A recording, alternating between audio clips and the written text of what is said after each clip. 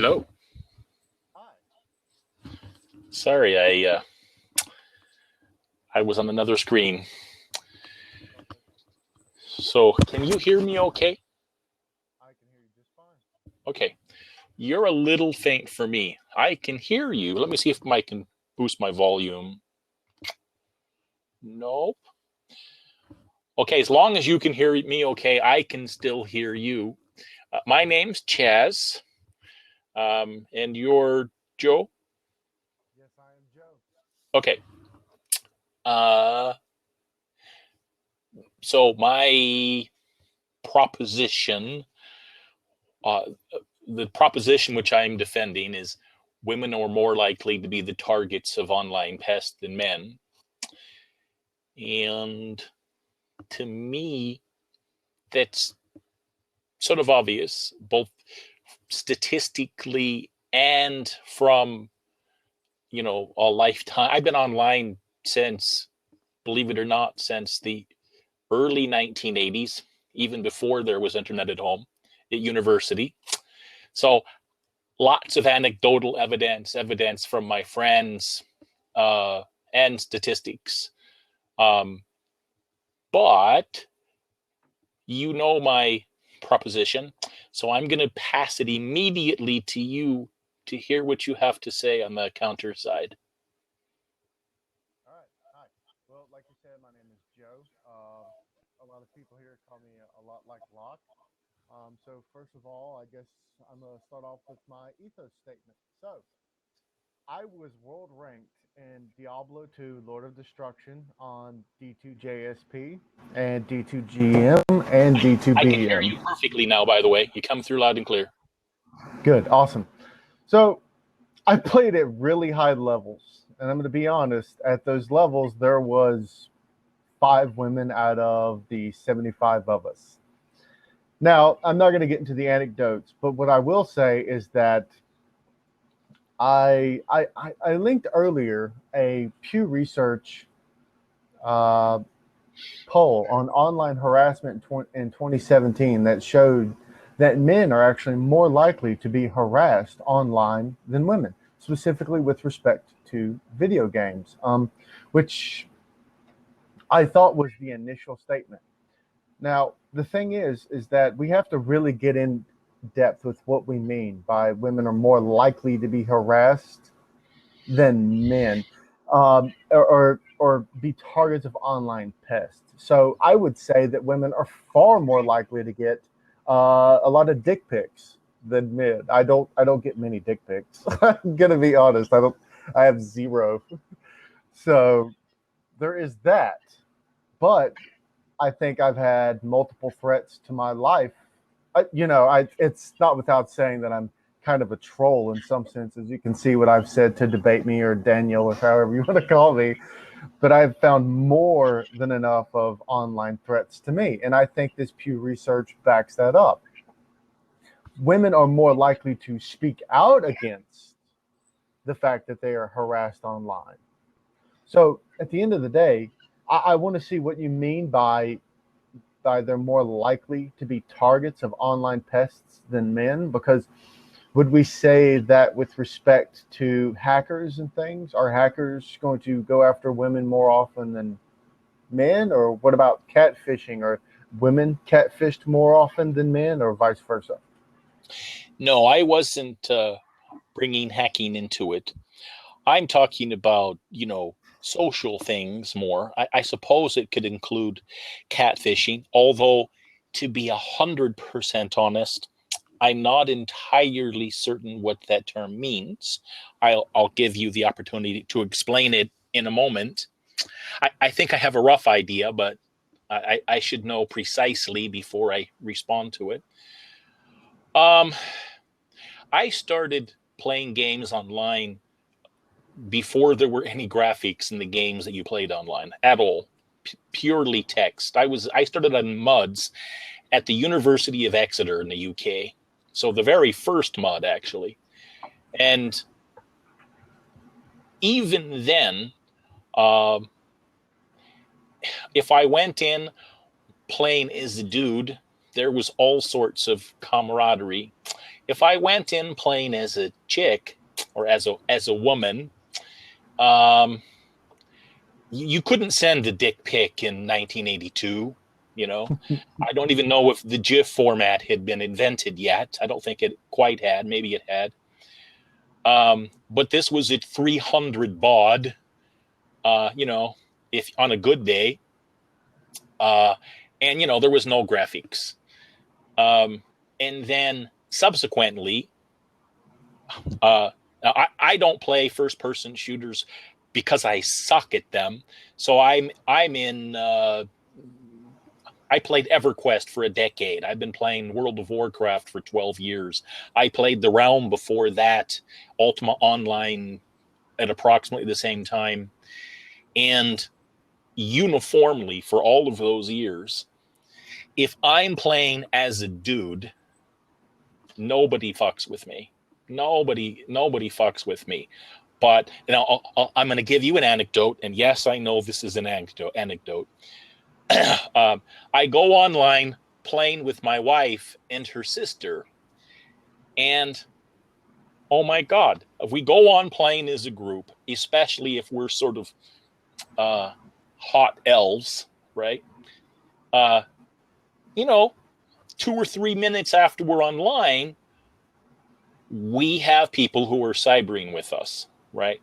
As a dude, I've been cybered where women have initiated, but let's just say that the ratio is pretty sad on the male side, and I'm not making any moral judgment there, but there's a lot more. If women had penises, maybe they would jerk them out as often as men do in front of their computer. They probably would actually. But, so maybe there's something about having a dick that means you need to be playing with it while you're playing a computer game. But in the games that we've gone in when we've been in Ventrilo or Teams, I forget what it was anymore, TeamSpeak, Team Talk, whatever. Yeah. Let's just say there have been hundreds of incidents where men have gotten sort of breathless while talking online because they were pounding their pud. Now, when I say hundreds of incidents, I am talking about over 20 years, right? Whereas, maybe women are jerking off and are quieter about it. I don't know. So my life experience is, and you've mentioned dick pics, but before I address dick pics, I'll give you an opportunity to respond.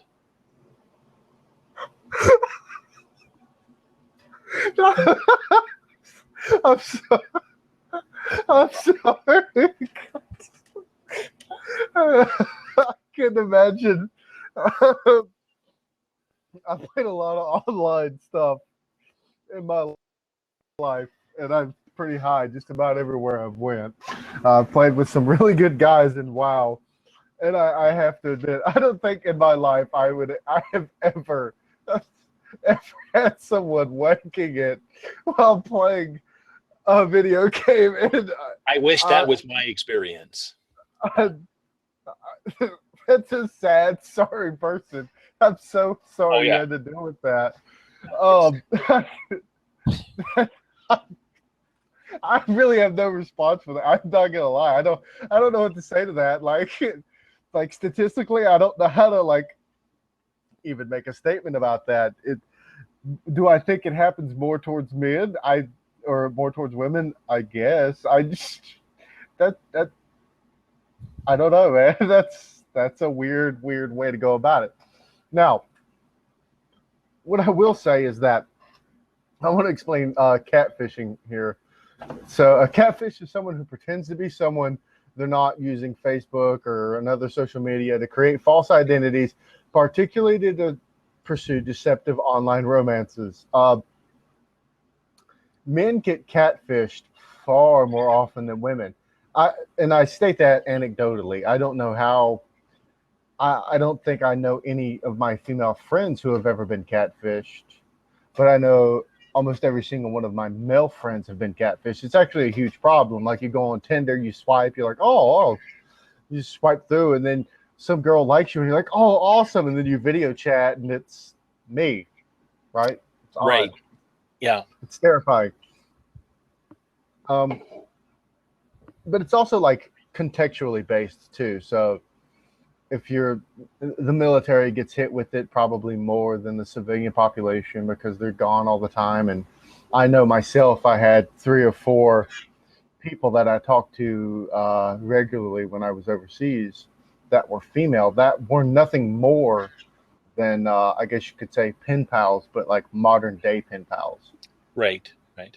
I don't know how real they were. The moment I tried to video chat with them, it went very wrong, and they did not exist anymore. So I guess you could say, but yeah, I would say that that online harassment in general, I don't think it's necessarily gendered based. And we can look at places like 4chan and things of that nature. These people don't care who they're trolling; they're just trolling whoever. And since we have to say that more men are on the internet than women, and more men tend to play video games with that respect, they're going to be more likely to be assaulted or insulted or harassed online. Um, as per percentage, I don't. Again, I go back to this Pew study that states that uh, more men are harassed by percentage points. Again, I don't know. So when it comes to hacking, trolling, and all of that, men are more likely to be hacked. Men are more likely to be trolled. They're more likely to be doxxed, which is posting someone's personal information online without their consent. Actually, doxing goes to women. I'm sorry. Women are more likely to be doxxed. Um, and it's really subjective as to what online harassment is. So, I'll accept that. As far as I'm going to make a stereotype here, as far as more men being, what do you want to say, catfished, I believe that. I entirely believe it. Um, let's just say that as a percentage, and Pornhub confirms this. There's far more guys. Not that there's not millions of women looking at porn, but there's far more men who are, as a percentage, inclined to click on dubious links than there are women, because all you have to do is send a guy an email message that says, um, pick your celebrity, Kim Kardashian's snapshot, and there's a lot more men who are going to click. I agree with you there. Yeah, I agree. Yeah, but um, but so the thing is, um, I'm going to go to the dick pics because we agree with each other a little bit here. But the dick pics, um, go on to Google and type in dick pics, and you actually have a an artist, female, who, I don't know how recently, I didn't look at the date, who had an exhibition that had 200 unsolicited dick pics, right? Um, and I've never been sent a picture of a vagina. I take that back. I have once, but it was somebody that I actually knew, right? Unsolicited, but at least I knew the person, right? I don't get at all the tendency of some men, and too many of them, to think, ooh, I'll bet you she wants to see my penis, and send it to them. Back when I'm the father of 2 daughters, back when my daughters were first unsupervised on the internet, and they're in their 30s now, so this has been a number of years ago. Um, dick pics, and we're talking about 15 years ago. So, if they could have sent dick pics way back in the 1980s, I'm sure they would have. Um, and I know that's sort of an easy, that's a low barrier there, but I would definitely consider, okay, another stereotype. I'm a dude, right? Women want to send me pictures of their tits. It's okay. I don't mind. Um, and I don't know very many men who would. But when I say a pest is someone who annoys you or who is a nuisance online. And I have female friends who, you know, have received dick pics in the mail or in instant messages and haven't minded. Maybe it's been somebody they've been a little flirtatious with in chat. But as a percentage, most women, when they get a dick pic unsolicited, sort of go, ooh, which means that they're offended, right? Now, be honest. If you got a vag pic from, especially from somebody who's hot, would you go, ooh? So that's really contextually based, and my wife watches these, so no, no, I would not be happy with that. But no, on a serious level, if I got unsolicited badge pick, I would be extremely nervous for Oh, I'd be multiple reasons. nervous. I'd be Well, here's the nervous. thing. I know if I get an unsolicited badge pick and I click on it, my computer's screwed. My bank is gone. They're gonna Sure. wipe out all my money, right? Yeah. So if Yeah. a girl gets a dick pic, she's just like, "Oh well, look at this idiot." Right. Um, and I will say that I myself do not understand why men send unsolicited dick pics. I've I've not gotten a good answer from a male on this. Yeah. And as everybody can see, I'm a very traditional man. I oppose first, second, and third wave feminism. I prefer traditional belief systems, specifically with respect to male and female gender roles. And even then, I cannot, for the life of me, understand why men go, I'm going to send a dick pic. I've had a 15-second conversation with this girl, and you know what? She just needs to see it. She needs to see my cock. Yeah, I know. I, I don't get it either. I it blows my mind. Like, I don't know. I really do want to hear why men do this. I want a reason why, because I have female friends, and one of them, I talked her into it. She made a Tumblr specifically for all of the dick pics she gets sent. She'll do like collages with them and make fun of them and put them on blast and stuff like that. And it's really hilarious. And yet she still gets dick pics despite the fact that people know she runs this website. That's pretty mind-boggling, actually. I believe you, but it's pretty mind-boggling. Yeah. It's like, how stupid are you? How stupid are you? Yeah. Um, I don't know that we're disagreeing. I'm gonna go to your survey, and the Pew survey that I ended up with maybe wasn't the same one that you ended up with. I don't know. Mine comes from 2014. Uh, and I'm going to look at the list here. So for men, called offensive names, 51%. Purposefully embarrassed, 38%. And for women, called offensive names, 50%. Purposefully embarrassed, 36%. So yes, in both of those categories, men were harassed more than women. However, if you look at some of the next categories, if you look at stalked, 7% of women, and this is stalked online, were were stalked, but 26% of women were. And then if you look at sexually harassed, 13% of men were, but 25% of women were. Physically threatened, 26% for men, 23% for women. And again, that's more women being physically threatened, more men being threatened than women are physically threatened.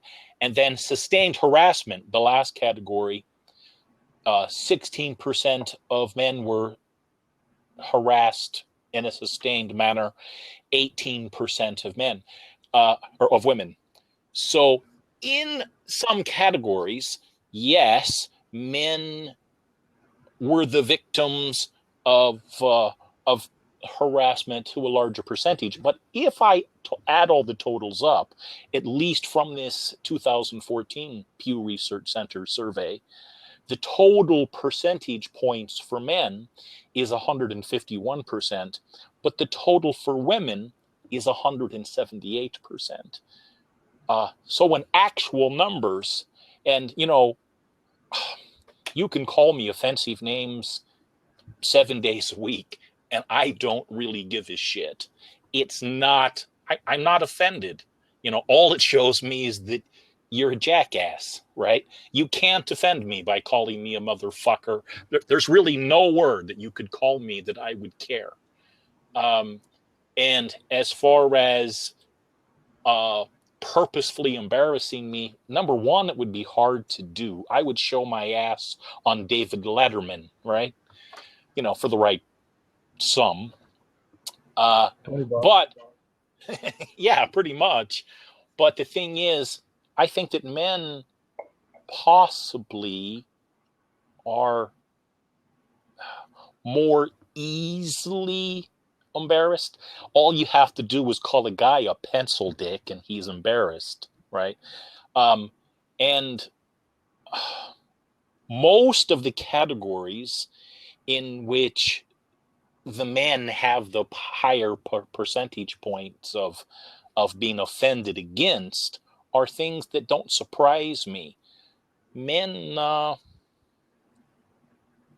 have more testosterone than women. That's just a biological fact, and as a consequence, we spend a lot more time in our lives trying to be cool and tough than women do. Not that women don't, but as a percentage, men call each other stupid motherfuckers far often than they call women that. Yeah, it's just a consequence of our biology. I'm not saying that that's an adequate excuse. I think it is. And arguably it is. But it's a consequence of our biology. But I would, please call me a stupid motherfucker or embarrass me before you stalk me or sexually harass me. Please.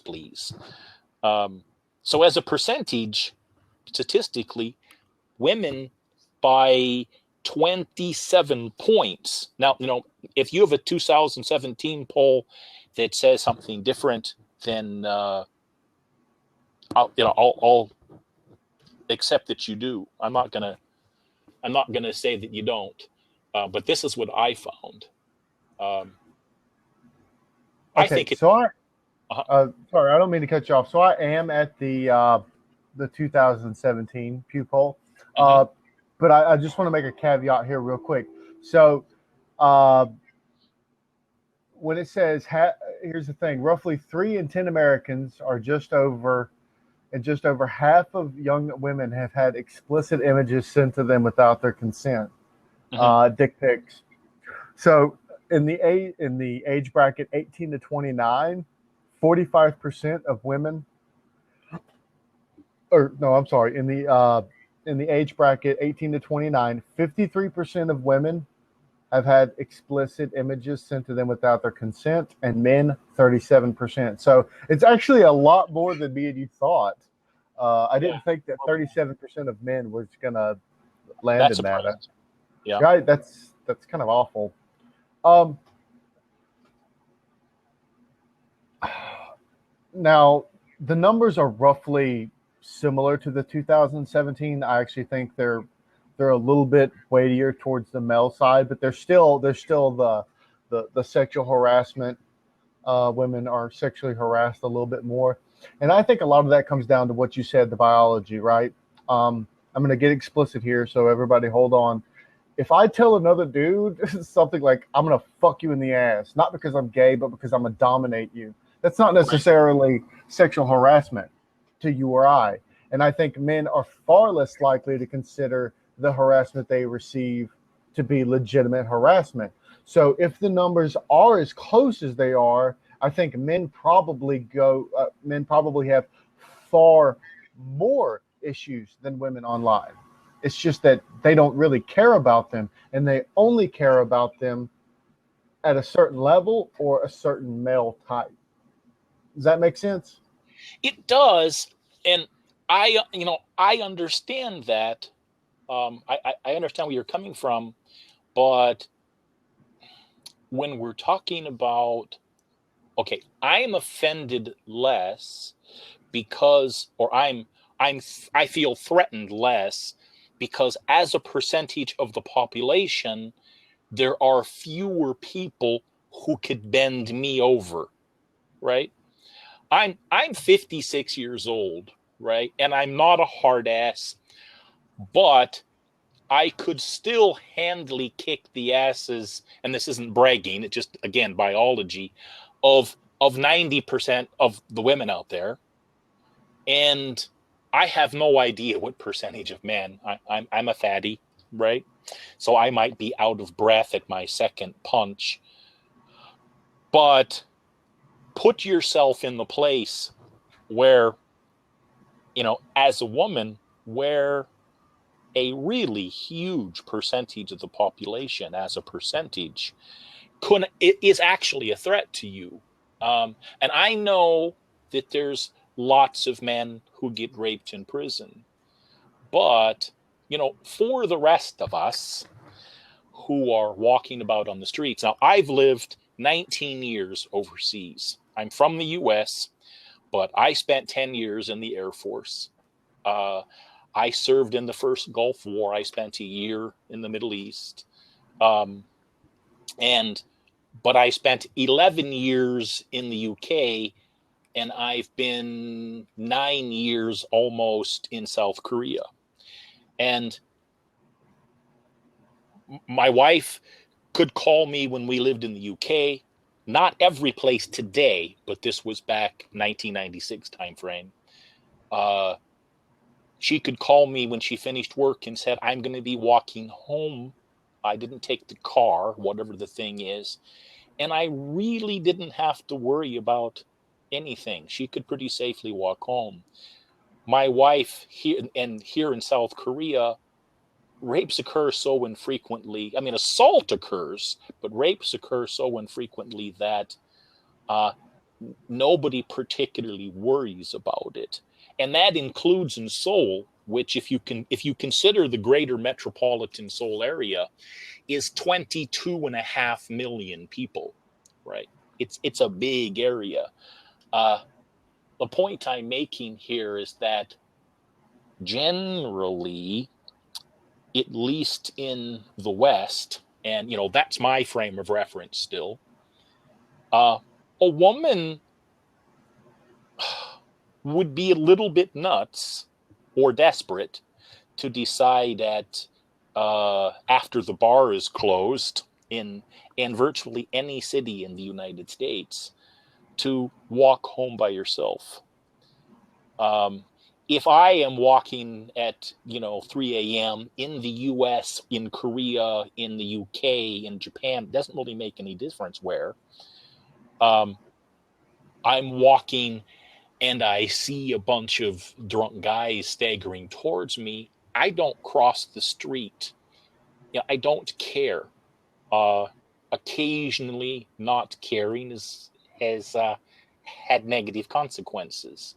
Yes, because yes, I have had my ass kicked by random strangers just for their apparent pleasure. Um, but as a general rule, it doesn't make any difference.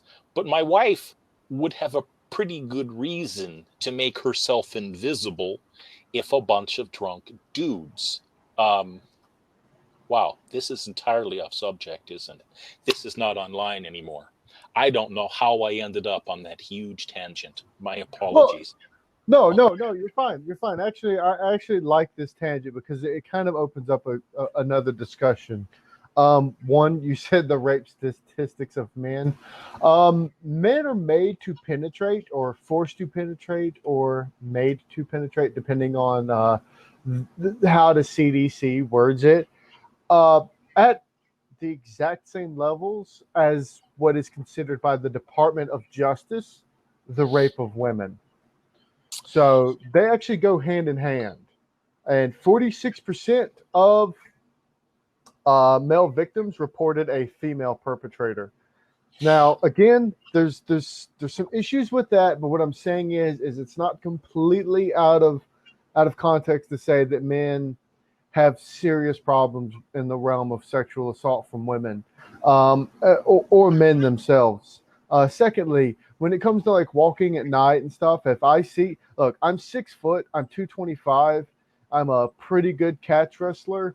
I've been boxing since I was 4. I've kickboxed with some high level guys. I've done a lot.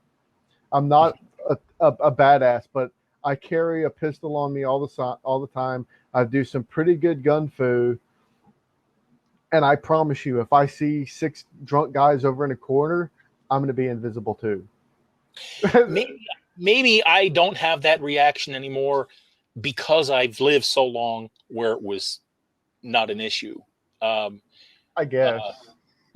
Seriously, I've lived in South Korea in this stretch for 8 years in a row.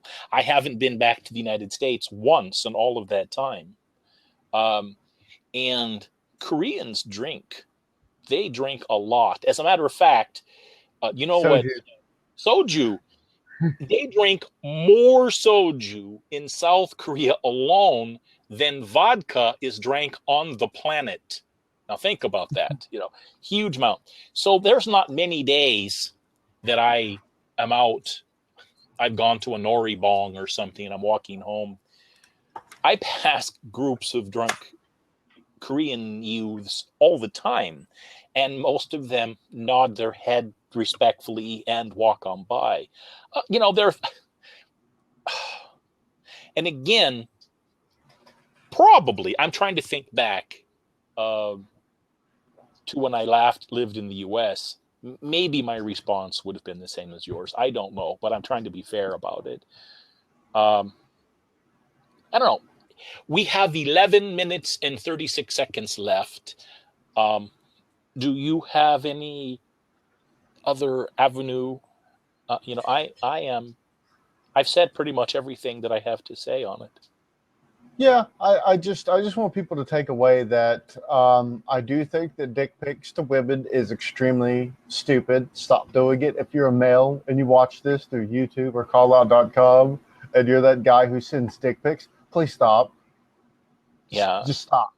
Like that's the one thing that really kills men in all of these debates is dick pics and like sexual harassment, which both of those go hand in hand, and I don't understand it. Like I said, I'm totally traditional, all about traditional gender roles, and I cannot, for the life of me, understand those sexual actions. If you're that sexually repressed, stop, go away. And don't watch porn. Quit watching porn, man. Stop watching porn. It's bad for your health. So, being that we have some time left, when you say, you mentioned the first 3 waves of feminism, Yeah. and you mentioned traditional gender roles. Elaborate a little bit, if you don't mind. Okay, so I disagreed with the first wave of feminism, the suffragettes, right? So I agreed with the status quo at the time that you should only get the right to vote if you are willing to be drafted. And that's what the original statement for men's right to vote, because in the United States, it wasn't always a right to vote. It was a right to vote if you owned property. And if a Right. female owned property, she was allowed to vote. Now, it was less likely for a female to own property, but it wasn't a gender-based statement. And I'm not actually opposed to that. And that would take me out of voting anyway, because I'm not a property owner. But I do think that owning property and being of sound mind and a bit older stature allows you to make better decisions. And also, it would lean itself towards more conservative thoughts. So that was my big problem with the first wave of feminism, is that I don't think women should have got the right to vote because they didn't meet all the necessary statements. And I also don't think men should get the right to vote just for being a citizen of the United States either. So that's my first wave. My second wave feminism was about choice and job feminism and things of that nature. Now the thing is I don't oppose women having jobs. I oppose it being culturally not just acceptable, but culturally good. Like, we want our women to go work. I don't. My wife works and I go to school and I watch the child. So we're actually in a very unstandard gender role. But I can tell you from my personal experiences, she doesn't want to work. I was planning on going to get my PhD in economics. I don't think I'm going to do that now because she does not want to continue to have a job. She wants to be able to be a stay-at-home mom. She wants that ability. And I think that we have stripped that away from women, telling them that they can have this and this and this and have a family life. And I think children aren't getting the necessary love they need from their mothers. And secondly, I think second wave feminism promoted single housed families a lot more.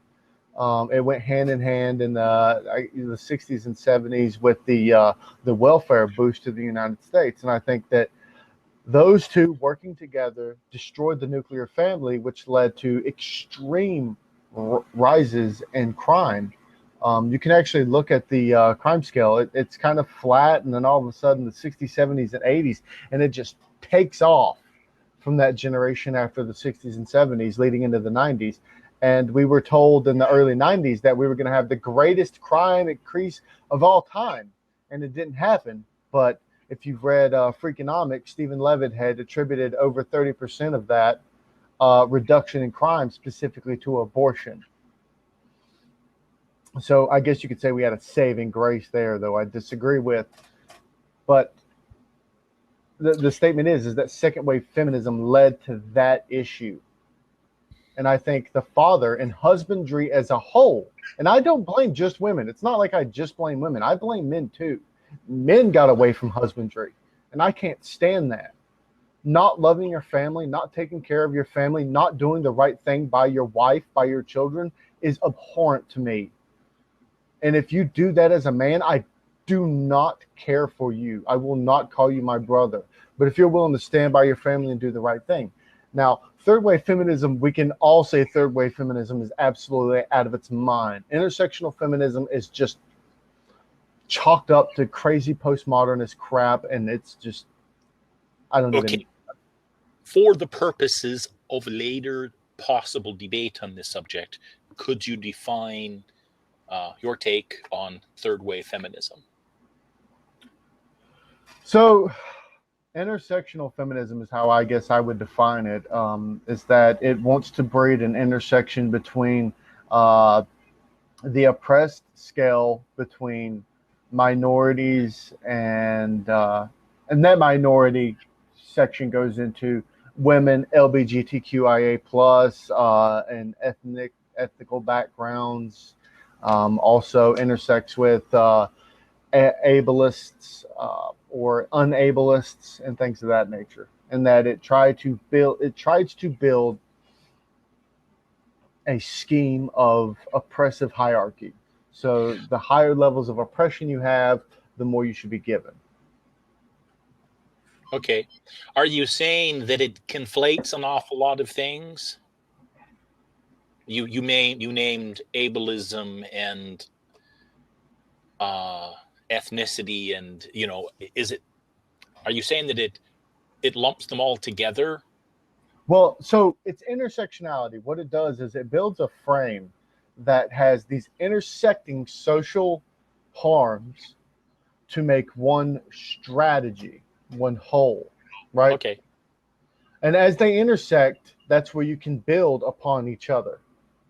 So, what is your level of oppression? Well, I'm a white male, white Anglo Saxon male. My level of oppression is zero. I'm in poverty, so that takes me back a step. So I'm a little bit oppressed, but I'm a college student, so I'm a little less oppressed, right? Well, everybody starts at a different point in line on the intersectional feminist scale, and so what they try to do is try to breed what that intersection is between feminism, minority rights, LGBTQIA rights, and all that for one encompassing full goal of overcoming oppression. Um, where is you pretty vehemently expressed disagreement with that. Where does that, what do you disagree with? What part of it? So I'm a classical liberal. I believe in equality of opportunity, and I'm also colorblind. I'm colorblind specifically through the military, where we were all treated like garbage. No matter what color, creed, or race you were from, you were garbage. You were the bottom person on the totem pole, no matter what. So I'm colorblind to the world. I don't see you as your race. I don't see you as your ethnicity. I don't see you as your culture. I don't see you as your religion. What I see you as is a person. They say that that's wrong. That, first and foremost, aggravates me as a whole because as a 90s kid, we grew up in the colorblind, or what was it called, post-racial world, and they want to disagree with that. I completely disagree with that. The next is the line of oppression. I do not believe that me as a white man is any less oppressed or any more oppressed than, say, a black man living in Manhattan. I am not. There's no way you can make a solid argument that this guy coming from a mansion because he's black is more oppressed than me coming from a trailer park as white. That does not make sense. Secondly, Uh-huh. go ahead. Go ahead. No, I go. Well, I was just going to say, what if you took two different families in trailer parks, and I spent a long time in a trailer park as well? Uh, I am. I don't like the term, but you could argue that I came from white trash, right? I dislike that term, but I came from poverty. Um, but don't you think that possibly the white family in poverty has it a little bit easier socially, at least, than the black family? Compared to what? With respect to what? I should say, with respect to what? Because, like, for me to get into college versus a black kid getting in college, no, he's got it way easier than me. He'll get more grants. He'll get more scholarships. He'll be able to have lower SAT, ACT scores than I would to get in. And this also goes to Asians. Asians have to score like 150 points higher. That that type of positive discrimination is unnecessary. That would be an interesting thing to argue. Uh, we only have a couple of seconds left. So uh, we should probably argue that in another session. Um, I'm meaning, I mean, I've watched hidden cameras at rental offices where a black guy goes in to rent an apartment and they don't have one available, but a white guy goes in to rent the same apartment and they do have one available. Those sorts of things. Um, but now we